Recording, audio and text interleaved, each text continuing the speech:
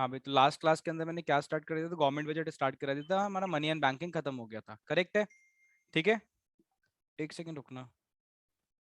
Good evening भैया। Good evening, एक second रुक जाओ। हाँ भाई, तो हमने गवर्नमेंट बजट स्टार्ट कर लिया था और गवर्नमेंट बजट की सबसे पहले हमने डेफिनेशन करी थी, ठीक है ना? गवर्नमेंट बजट क्या होता है? It is an annual financial statement of expected receipts and estimated expenditure during an accounting year, correct है? ठीक, तो साल में एक बार बनाई जाने वाली जो फाइनेंशियल स्टेटमेंट है सरकार की, उसको हम क्या बोलते हैं? Government budget. दोबारा सुन लो, it is an annual financial statement of expected receipts and estimated expenditure during an accounting year. एक मिनट देना मुझे।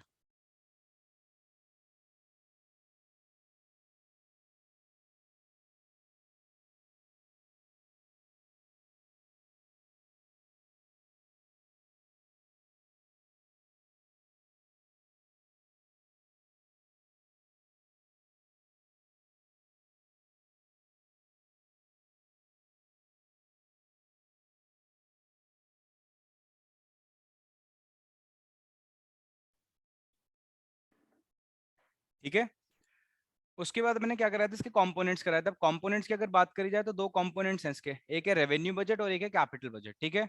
तो सबसे पहले हम किस पे आ गए थे? हम रेवेन्यू बजट पे आ गए थे, ठीक है? और रेवेन्यू बजट की अगर हम बात करें तो मैं क्या कर रहा था, मैं भी आपको सिर्फ फ्लो चार्ट बनवा ही रहा था, है ना? ये तो कर रहा था, फ्लो चार्ट बनवा रहा था। तो कहां तक हमने बना लिया था? हमने हमने कंप्लीट कर लिया था ऑलमोस्ट, ठीक है? तो हमें अभी क्या नहीं करा, रेवेन्यू एक्सपेंडिचर नहीं करा इसके अंदर। एक सेकेंड रुकना। तो इसके अंदर हमने रेवेन्यू एक्सपेंडिचर नहीं करा, कैपिटल रिसीट्स और कैपिटल एक्सपेंडिचर नहीं करा। मैंने अभी सिर्फ क्या बताया आपको, रेवेन्यू रिसीट्स का आपको क्या बनवाया था, फ्लो चार्ट बनवाया था, ठीक है? तो आज मैंने बोला था हमें कहाँ से स्टार्ट करना है, रेवेन्यू बजट से स्टार्ट करना है, ठीक है? तो जिसका नहीं हुआ कोई प्रॉब्लम नहीं, जिसका हो गया अच्छी बात है, ठीक है? लिखो भाई मेरे साथ, नीचे इन डालो, रेवेन्यू बजट, रेवेन्यू बजट, ठीक है भाई? अब रेवेन्यू बजट की बात करी जाए तो सबसे पहले रेवेन्यू बजट होता क्या है, लिखो मेरे साथ, रेवेन्यू बजट क्या है?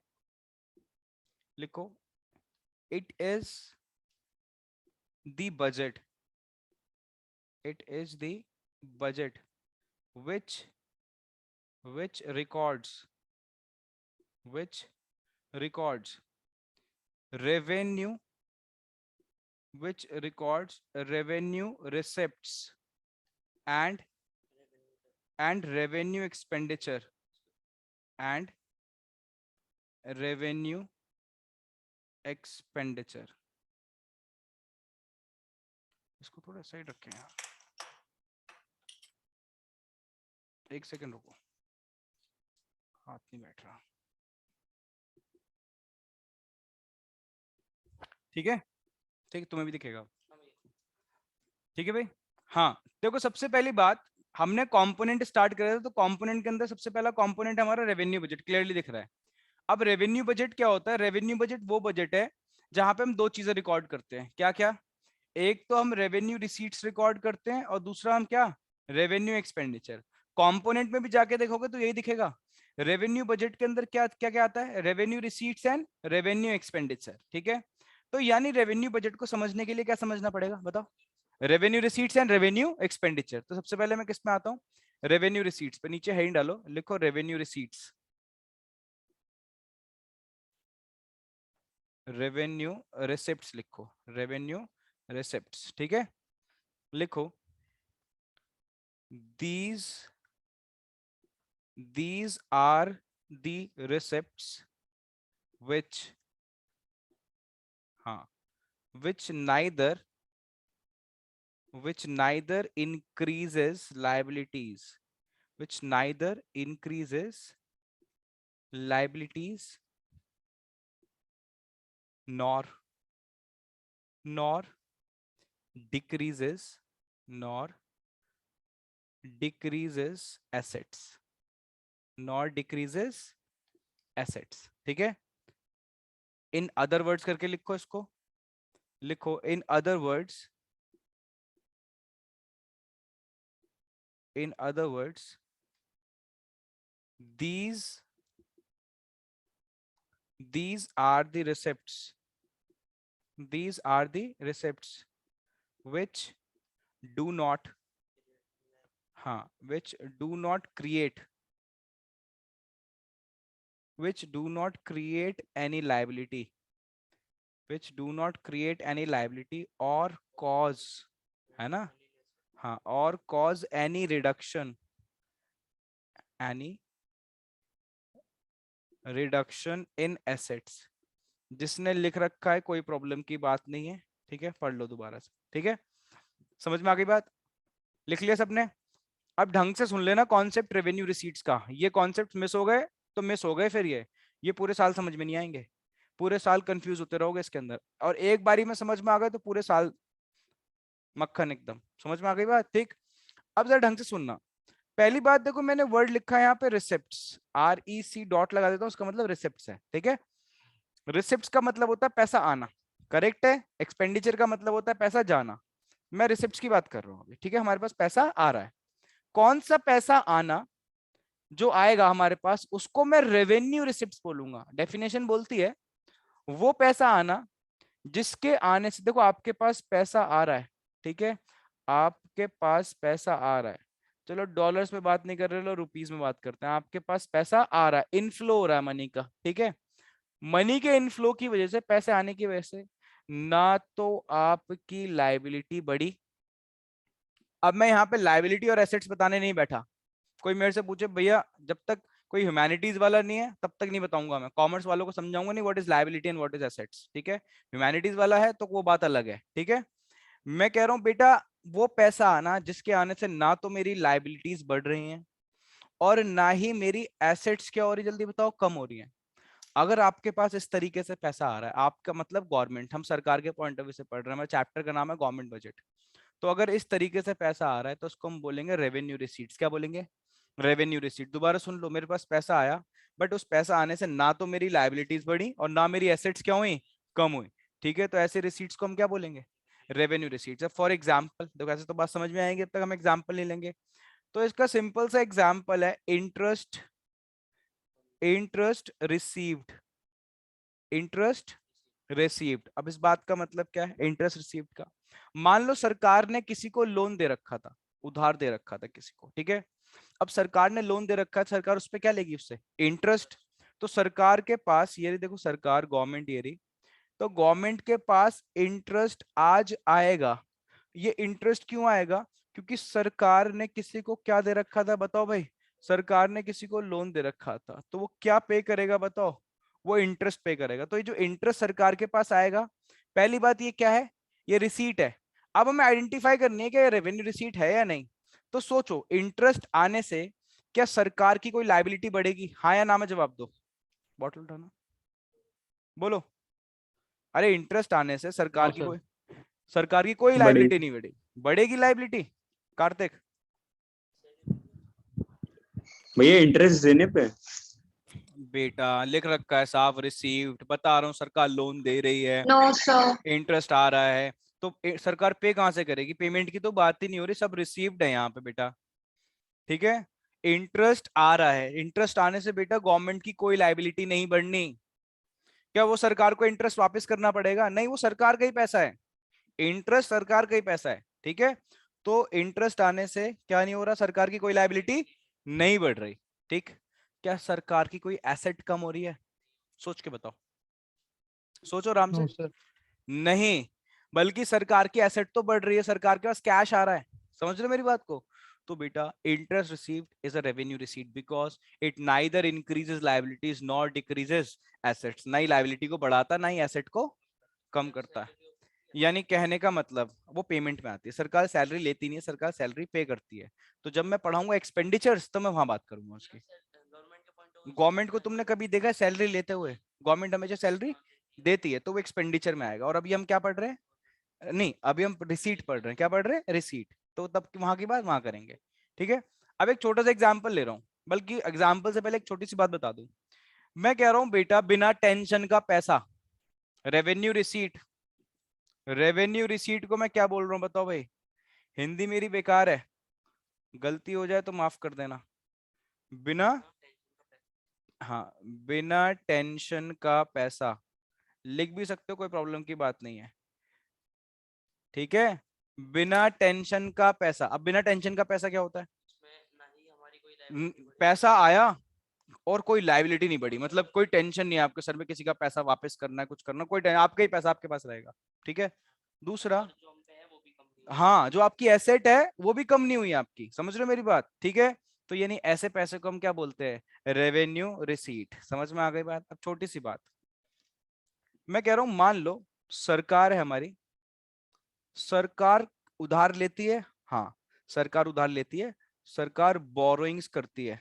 मान लो सरकार ने कहीं से बोरोइंग्स ली होती, उधार लिया होता, तो ये पहले मुझे बताओ, ये उधार लेना पैसा आ रहा है या जा रहा है? हाँ, आ रहा है ना, रिसीट है, क्या है ये? रिसीट। अब मुझे बताओ, ये रिसीट क्या रेवेन्यू रिसीट है? बोरोइंग्स ले रहे हैं हम, बताओ भाई, बोरोइंग्स ले रहे हो, बोरोइंग्स ले रहे हो, नो सर। क्यों? नहीं भैया, वाई? क्योंकि जब आप बोरोइंग्स सर लोगे तो क्या, लाइबिलिटी इंक्रीज हो रही लाइबिलिटी बढ़ रही है। तो लाइबिलिटी बढ़ गई, तो इस बार पैसा आया टेंशन के साथ, दिखा, पैसा आया किसके साथ? टेंशन के साथ। तो बेटा ये रेवेन्यू रिसीट नहीं है, बात समझे, ठीक है। ऐसे ही मान लो गवर्नमेंट की कंपनी है BPCL, Bharat petroleum corporation limited. सरकार ने उसके बहुत सारे petrol pump Reliance industries limited को बेच दिए, ठीक है। और जब बेचेगी तो सरकार के पास पैसा आएगा। अब बताओ, ये रिसीट जो बेच के पैसा आया, क्या ये रेवेन्यू रिसीट है? बोलो। है। No sir. हाँ, हाँ हाँ, कौन बोल रहा है? No sir. Why no? Sir asset decrease हो रही है। Very good, very very good, अब कॉन्सेप्ट समझ गए, है ना। तो एसेट डिक्रीज हो रही है तो वो भी टेंशन की बात है, लाइबिलिटी बढ़ रही है वो भी टेंशन की बात है, तो बिना टेंशन का पैसा रेवेन्यू रिसीट, यानी ना लाइबिलिटी बढ़नी चाहिए ना एसेट कम होनी चाहिए। अब समझ में आ गई बात? तो revenue receipts are those receipts which neither, बोलो, neither increases liabilities nor decreases assets. In other words, these are the receipts which do not create any liability or cause reduction in assets। Clear है? आगे चले, ठीक। अब मुझे जो ऊपर चलो पहले, अब मुझे भैया बताओ, हाँ बेटा पूछो। भैया मेरे को ये बीपीसीएल वाला एग्जांपल समझ नहीं आया है। बेटा बीपीसीएल, सरकार के जो पेट्रोल पंप होंगे वो सरकार की एसेट ही तो है। प्लांट एंड मशीनरी क्या होती है? लैंड क्या होता है? एसेट्स। एसेट्स। वो आपने किसी को बेच दी, रिलायंस इंडस्ट्रीज लिमिटेड को बेच दिया, अब उसका ओनर कौन बन गया? Reliance industries limited. तो रिलायंस ने आपको पैसा पे करा, बट जो सरकार की एसेट थी अब वो किसकी हो गई? रिलायंस की। तो सरकार की क्या कम हो गई, जल्दी बताओ? सरकार की एसेट कम हो गई, और एसेट कम होकर पैसा आएगा तो वो रेवेन्यू रिसीट नहीं है। पूछो। नहीं, पैसा आ गया जब भी तो एसेट उतनी हो गई, पैसे के रूप में एसेट बढ़ेगी। आप बात नहीं समझे यहाँ पे, ठीक है। देखो, बट हमें क्या करना है, हमें देखना है विच डू नॉट, देखो यहाँ पे मैंने क्या लिखा है, these are the receipts which neither increases liabilities nor decreases assets. तो एसेट्स तुम बढ़ा रहे हो, मैं किसकी बात कर रहा हूँ? कम करने की। समझ में आ गई बात? ठीक है, आगे चले, बोलो। हाँ भैया। Very good. अब मुझे बताओ, ये जो रेवेन्यू रिसीट्स होती हैं फर्दर कितने टाइप की होती हैं? दो टाइप की। देखो, एक है टैक्स और एक है नॉन टैक्स। तो सरकार के पास जो पैसा आ सकता है वो दो जगह से आ सकता है, या तो सरकार आप पे टैक्स लगा के आपसे पैसा ले, या सरकार अदर देन टैक्स भी आपसे पैसा ले सकती है। वो कैसे कैसे है वो हम आगे पढ़ेंगे, ठीक है। तो आओ नीचे लिखो, बुलेट पॉइंट चेंज करके इसमें लिखना, लिखो रेवेन्यू रिसीट्स आर आर, ठीक है। रेवेन्यू रिसीट्स पूरा लिखना आप लोग, आर ऑफ टू टाइप्स, ठीक है, are of two types, that is, हाँ वेरी गुड। फर्स्ट है टैक्स रिसिप्ट्स, और दूसरा है बी नॉन टैक्स रिसिप्ट्स। बहुत ही सिंपल चैप्टर्स हैं आपके, मैं तो ये सोचता हूँ इसमें भी मार्क्स नहीं आ रहे तो यानी आप तो इसके लायक ही नहीं हो पढ़ने के। फिर इतना सिंप्लीफाइड अभी तक मेरे को तो कुछ ऐसा दम लगा ही नहीं सिलेबस के अंदर, ठीक है। एक यूनिट भी खत्म हो गई, दूसरी स्टार्ट हो गई, ये भी ऐसी मजाक मजाक में खत्म कर दूंगा, ठीक है। बस ऐसे ही चलते रहो, बट ढंग से पढ़ना है, जो चीज पढ़ा दी वो टिप्स पे रहनी चाहिए, याद रहनी चाहिए। ये नहीं कि कुछ पूछ रहा हूँ तो कॉपी खोल के देख रहे हो मैंने क्या पढ़ाया था, ठीक है। सीधा याद रहना चाहिए। अब लिखें आगे। तो सबसे पहले हम आते हैं टैक्स पे, लिखो टैक्स रिसिप्ट्स, ठीक है। लिखो सबसे पहले टैक्स की डेफिनेशन। अ टैक्स, हाँ, a tax is a compulsory, a tax is a compulsory payment to the government made by, हाँ, made by households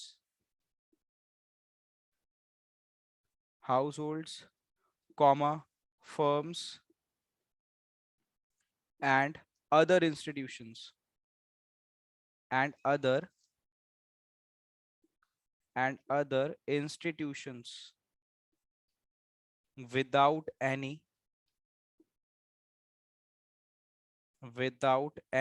return, ठीक है, विदाउट एनी रिटर्न। एक पॉइंट और ऐड करो, लिखो टैक्स, हाँ, tax is the main source, tax is the main source of income of the government, income of the government, ठीक है। लिख लेना तो बता देना, जल्दी लिखो।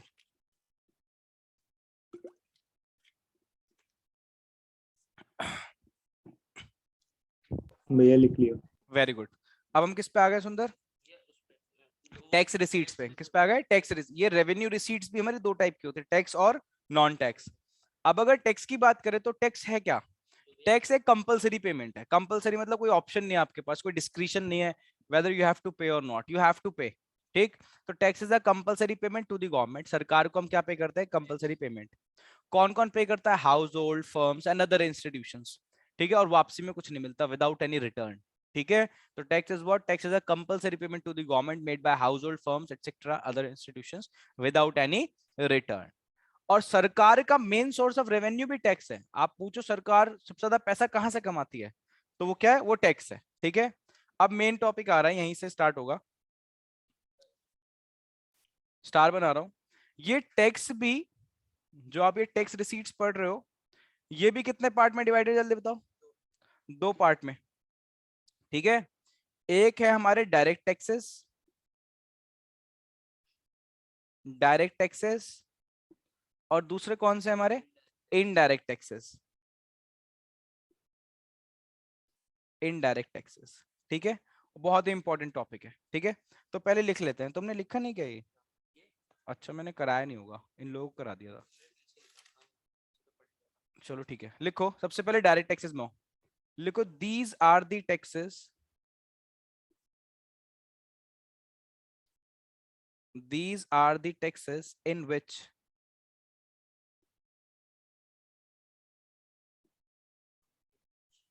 incidence and impact, incidence and impact both fall on the same person, both fall on the same person। Indirect taxes में आओ, लिखो these are the taxes,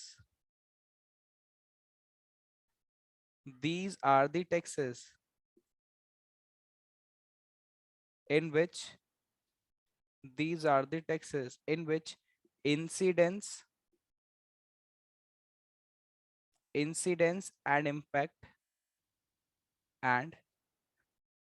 impact both both fall on different persons, full stop, ठीक है। Bullet point change करो, इधर लिखो, लिखो burden of the tax, burden of the tax cannot be shifted, cannot be shifted,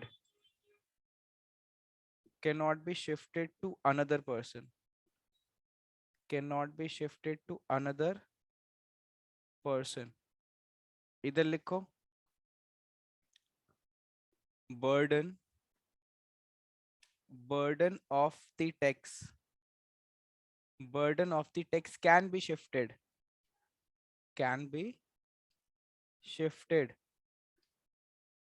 to another person,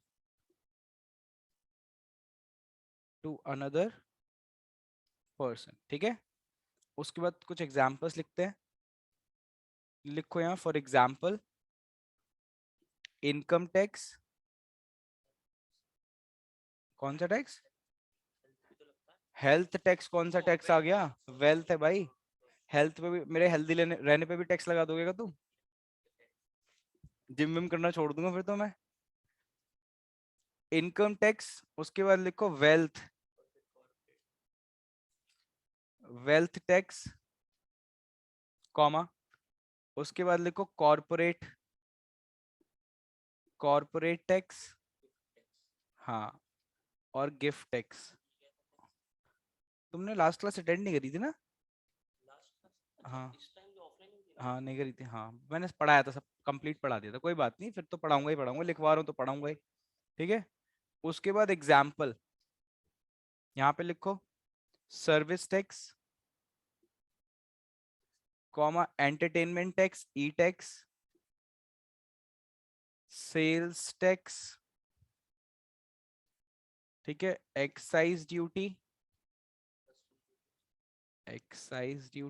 हाँ, custom लिख लो, custom duty, और भी कुछ लिखवाया था, और वैसे होते बहुत सारे, एटसेट्रा लिख लो, बस काफी है। नहीं बैट भी लिखवाया था। चलो वैट लो, वैट ऐड कर लो, वैल्यू एडेड टैक्स, वो बाद में, ठीक है। लिख लिया? अब देखो टॉपिक इंपॉर्टेंट है क्योंकि मैंने इसके ऊपर स्टार बनवा दिया, तमीज से समझना, हो पाया तो अच्छी बात है, नहीं हो पाया तो भी अच्छी बात है, ठीक है, बुरी बात है ही नहीं। अब जरा ढंग से सुनना बात को, ठीक है।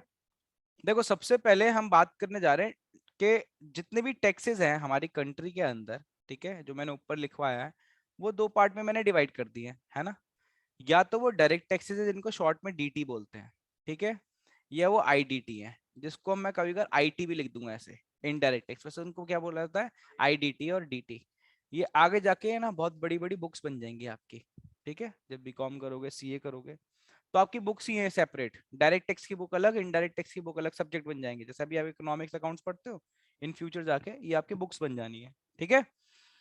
अब इनके बारे में इनका इंट्रो दे रहा हूँ, जितना आपके सिलेबस में उतना बताऊंगा, ठीक है।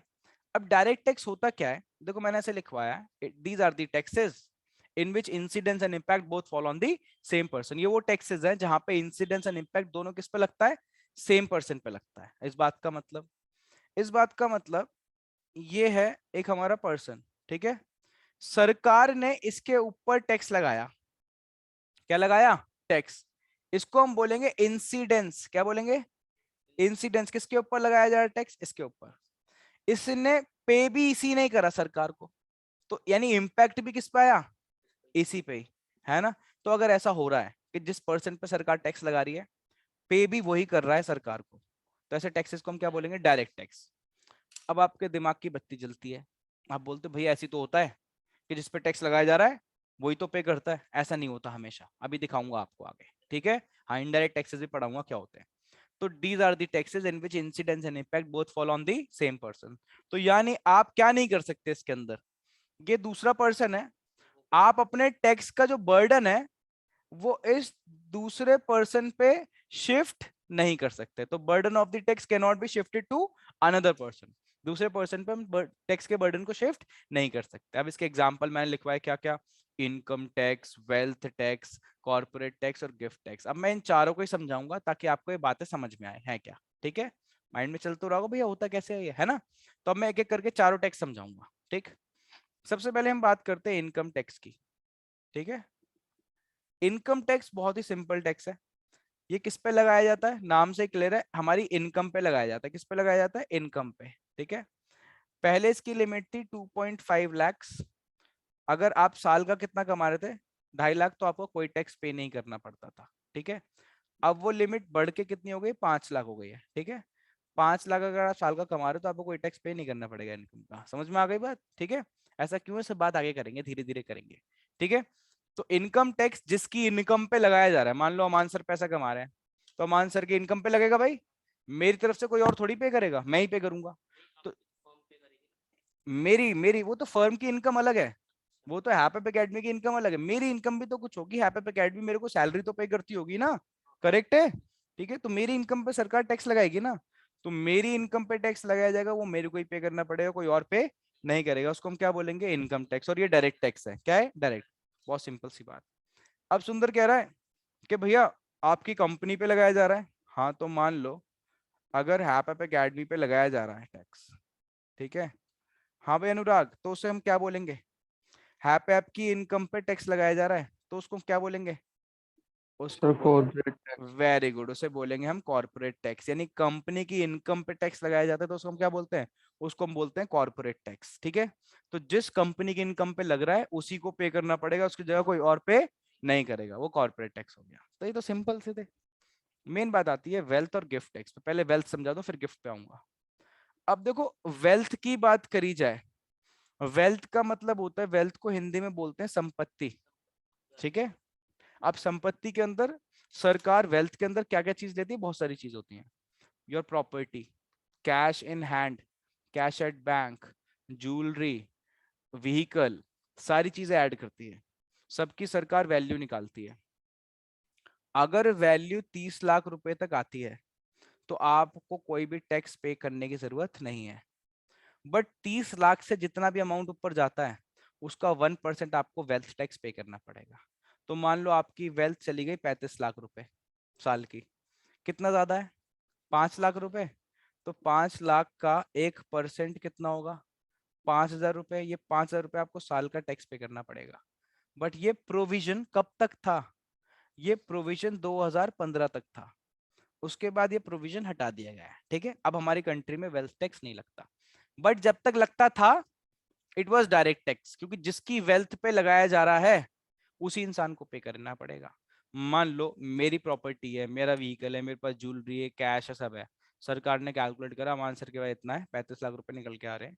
ठीक है, 30 लाख से कितना ज्यादा है, 5 लाख, 5 लाख का एक पर सरकार मेरे पास आएगी, बोलेगी 5,000 रुपए दो, मैं बोलूंगा 5,000 रुपए किस बात के, फिर सरकार मेरे को देगा आपके पास इतनी सारी वेल्थ है। समझ में आ गई बात? जनरली किस पे लगाया जाता है, ये उन पे इसलिए लगाया जाता था कि अमीरों पे बहुत पैसा होता है तो उनसे टैक्स ले, पैसा लेके गरीबों की हेल्प करी जाए।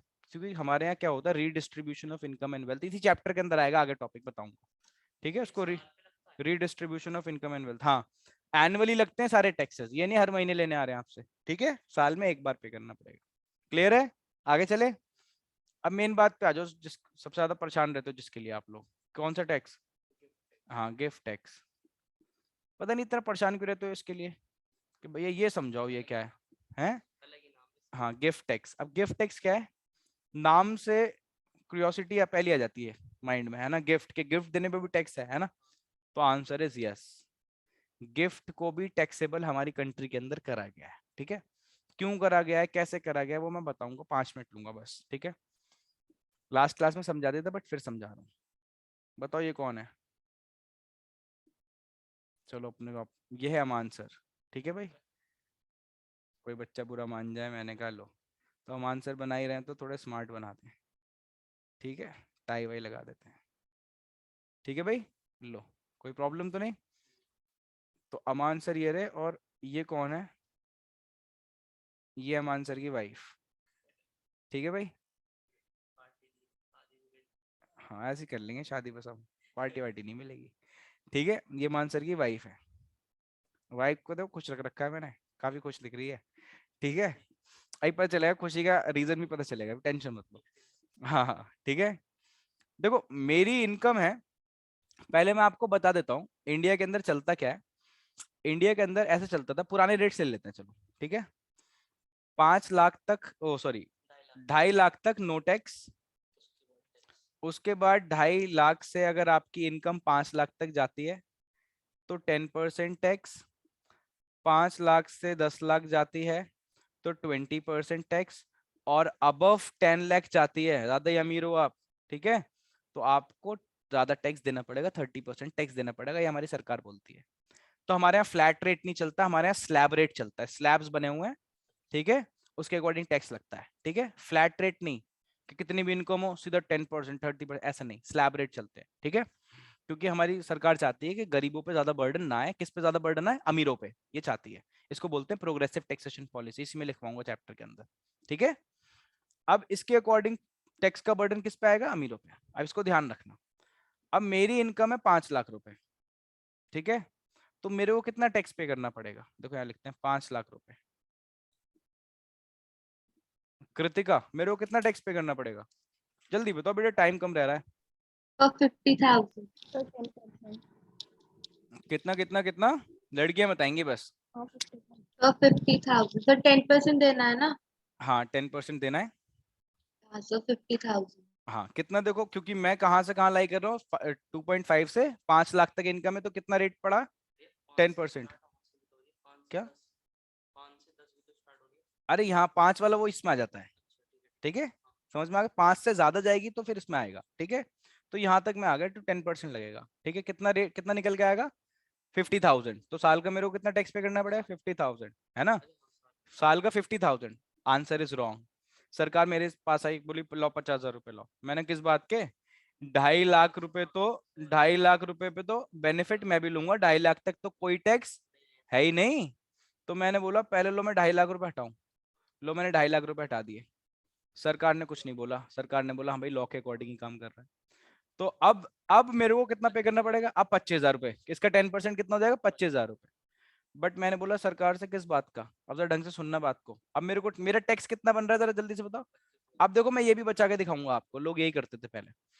अब मैंने क्या करा, इसमें से 2.5 लाख रुपए, 5 लाख रुपए मेरी इनकम थी ना, मैंने 2.5 लाख रुपए अपनी वाइफ को गिफ्ट दे दिया इन कैश। क्या गिफ्ट कैश में हो सकता है? Gift can be in cash और इन काइंड। लिफाफे के अंदर मैंने 2.5 लाख रुपए डाले, 2-2 हज़ार के नोट, अपनी वाइफ को मैंने वो दे दिया। और वाइफ की खुशी देखो, ठीक है, समझ में आ गई बात, ठीक है, इसलिए खुश थी वाइफ। अब मैं, मेरी इनकम कितनी रह गई जल्दी से बताओ? 2.5 लाख। अब सरकार मेरे पास आई, ठीक है, सरकार ने मेरे से बोला लाओ भाई 25,000 रुपए, क्या लाओ? टैक्स। मैंने कहा 25,000 रुपए क्यों? मेरी तो इनकम ही 5 लाख नहीं है। सरकार ने बोला क्यों नहीं है? मैंने बोला क्योंकि 2.5 लाख रुपए मैंने किसको दे दिए? अपनी वाइफ को दे दिए गिफ्ट, वो उसकी इनकम हो गई है, ठीक है। तो मेरे पास अब टैक्स देने को कुछ नहीं बचा। क्यों नहीं बचा? क्योंकि अब मेरी इनकम 2.5 लाख है और 2.5 लाख पे कोई टैक्स लगता ही नहीं है, तो मेरे को अब टैक्स नहीं पे करना पड़ेगा सरकार को। तो मैंने कहा आप किससे लो 2.5 लाख पे टैक्स? किससे लो? वाइफ से जाके लो। तो वाइफ भी नहीं देखी। अब वो वाइफ के पास गए, वाइफ से बोला लो भाई 25,000 रुपए टैक्स लाओ। वाइफ ने बोला किस बात का? ठीक है, 2.5 लाख तक तो कोई टैक्स है ही नहीं है, ठीक है। तो टैक्स ना वाइफ ने पे करा ना ना मैंने पे करा, ऐसे टैक्स हमने बचा लिया। तो ऐसे सरकार तो कितने लोग करते होंगे। ये करते थे। तो सरकार ने बहुत सारे प्रोविजन भी ला दिए, इनको क्लबिंग का प्रोविजन भी बोलते हैं। सरकार क्लब को मतलब क्लब, क्लब का मतलब ऐड कर देती है सरकार, इनकम को ऐड भी कर देती है। बट क्लबिंग नहीं पढ़ना आपको, मेनली पढ़ना है गिफ्ट। सरकार ने क्या करा, सरकार ने गिफ्ट टैक्स लॉन्च कर दिया। बोला बेटा लो अब दो गिफ्ट। सरकार ने बोला आप गिफ्ट दोगे साल में 50,000 रुपए तक का, हम मान लेंगे, कोई प्रॉब्लम नहीं, हम मानते हैं कि लोग 50,000 रुपए तक का गिफ्ट किसी इंसान को दे सकते हैं, तो उसको हम कंसीडर नहीं करेंगे, इतना एग्जेम्प्ट, इतना माफ है। बट इससे 1 रुपया भी फालतू चला गया तो 50,000 रुपए प्लस जितना भी फालतू जाएगा सब पे हम टैक्स लगा देंगे, ठीक है। और ये कहाँ लगेगा? जो टैक्स, वो सॉरी, जो गिफ्ट रिसीव कर रहा है ना, जो गिफ्ट रिसीव कर रहा है in the hand of recipient, recipient मतलब जो गिफ्ट ले रहा है उसको टैक्स पे करना पड़ेगा। बात समझ रहे हो? ठीक है।